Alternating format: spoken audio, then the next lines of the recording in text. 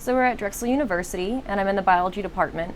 I'm a PhD student in Dr. Michael Akins' lab, and I study experience-dependent plasticity, or how we learn. Our lab focuses on autism, and specifically we study Fragile X syndrome, which is the most common form of inherited autism and intellectual disability. So I was born in Seattle, and I moved to Pennsylvania when my dad remarried. And I went to undergrad at Temple University, and now I'm here doing my PhD at Drexel. My parents were not scientists. My mother is an accountant, she's a CFO, and my father is a computer engineer, software engineer. So I'm a scientist because it's interesting. Since I was little, I liked watching shows about science like Bill Nye the Science Guy and the Magic School Bus, and it just always seemed really interesting to learn how the world worked. What motivated me to get into neuroscience is actually an interesting story. So yeah, I did start off younger, loving to watch Bill Nye the Science Guy and Magic School Bus and all these science-based TV shows. But really what got me into neuroscience was art. So through my whole life, I was really into the visual arts. And in high school, I started taking some community college courses where we were playing with ideas with perception and being able to manipulate what you're seeing in a two-dimensional picture to make it seem 3D. And this idea of being able to force perception on someone was really interesting and got me into psychology. And studying psychology was interesting, but what I found with psychology was that I wasn't getting into the nitty-gritty.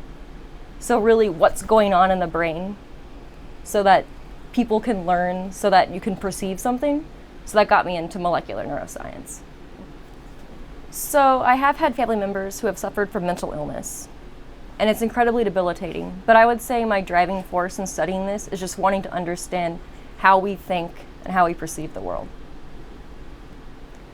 So I'm studying how sensory experiences can induce changes in the brain. So these experience-dependent changes require new materials, and what I'm interested in is studying how these materials are made, these materials being proteins, typical cellular material.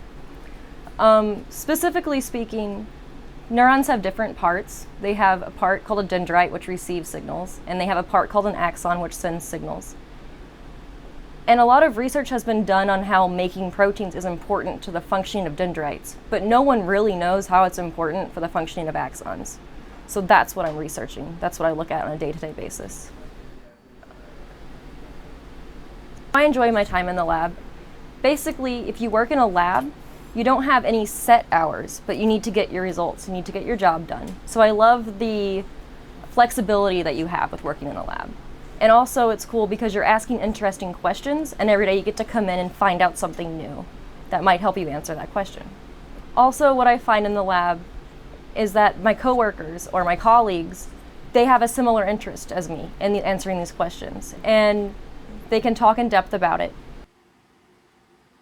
So one hope I have is that my research will implicate new therapeutic targets in treating Fragile X syndrome and other disorders related to autism and intellectual disability.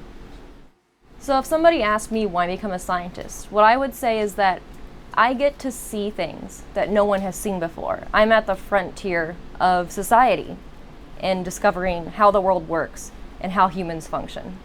So if you want to see novelty, if you want to discover things, if you want to be on that edge, become a scientist.